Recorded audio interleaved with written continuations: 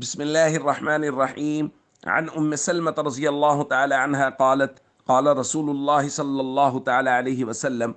لا يحب عليا منافق ولا يبغضه مؤمن. رواہ الترمذی۔ نبی کریم صلی اللہ علیہ وسلم نے ارشاد فرمایا، منافق شخص علی سے محبت نہیں رکھتا اور سچا مومن علی سے بغض نہیں رکھتا۔ دوستو،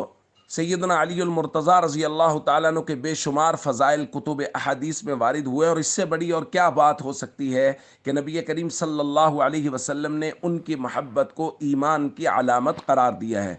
اور ان کے ساتھ جو بھی بغض رکھے حضور نے اس کو نفاق کی علامت قرار دیا ہے کہ وہ شخص منافق ہے جو حضرت علی سے بغض رکھتا ہے۔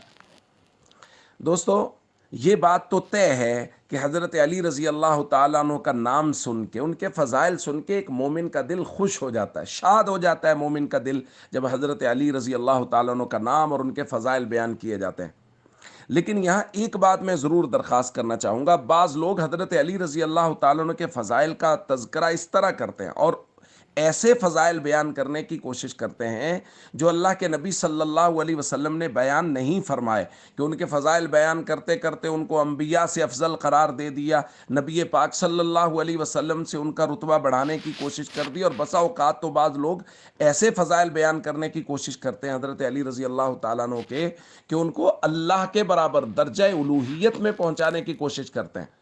تو دوستو، یہ بات درست نہیں ہے، یہ بات قطعاً درست نہیں ہے۔ شریعت اسلام میں درجہ بندی ہے اور ہم لوگ پابند ہیں اللہ کے نبی صلی اللہ علیہ وسلم کی مبارک تعلیمات کے، لہٰذا جو مراتب اللہ کے نبی صلی اللہ علیہ وسلم نے طے کیے ہیں انہی مراتب کے مطابق فضائل بیان کیے جائیں گے تو وہ قابل قبول ہوں گے، وگرنہ قابل قبول نہیں ہوں گے۔ لہٰذا یہ بات تو